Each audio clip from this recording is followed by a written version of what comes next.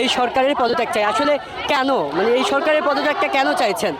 আজকে যে আমরা মিছিলে দাঁড়িয়েছি বা আমরা যে আন্দোলন নিয়ে দাঁড়িয়েছি, এই সরকারের ক্ষমতা সে যেভাবে অপব্যবহার করেছে তার জন্যই আমরা এখানে দাঁড়াতে পেরেছি। কারণ হচ্ছে ক্ষমতা পেলে ক্ষমতা হচ্ছে সুন্দরভাবে সেটা দেখাতে হয়, কিন্তু এইভাবে অপব্যবহার করতে হয় না। আজকে তার পদত্যাগের জন্য আমরা দাঁড়িয়েছি, কারণ যত হত্যাকাণ্ড হয়েছে, যত গণহত্যা হয়েছে, আমাদের ভাই বোনরা মরেছে, সব কিছু তার নির্দেশেই হয়েছে। পুলিশ হচ্ছে সরকারের চামচা। পুলিশকে সে যেভাবে নির্দেশ দিয়েছে, র্যাবকে সে যেভাবে নির্দেশ দিয়েছে, ছাত্রলীগকে সে যেভাবে নির্দেশ দিয়েছে, তারা তাদের মতোই কাজ করেছে। সরকারের কারণে এসব হয়েছে। এই সরকার আমরা চাই না।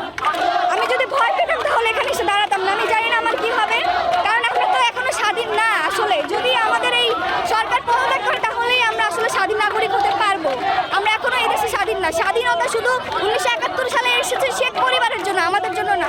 কারণ আমরা এখনো বাক স্বাধীনতা পাই নাই, আমরা কথাই বলতে পারি না। কথা বলতে গেলে আমাদের ভয় পেতে হয়, আমাদের ভাবতে হয় যে আমাদের বাসায় যাওয়ার পর আমাদের কি অবস্থান হতে পারে, আমাদের ফ্যামিলির কি অবস্থান হতে পারে। এখন আর কেউ ভয় পায় না। সবাই বলছে যে কোটা সংস্কার আন্দোলন শুরু হয়ে এখন আন্দোলনটা চলে গেল অন্যদিকে।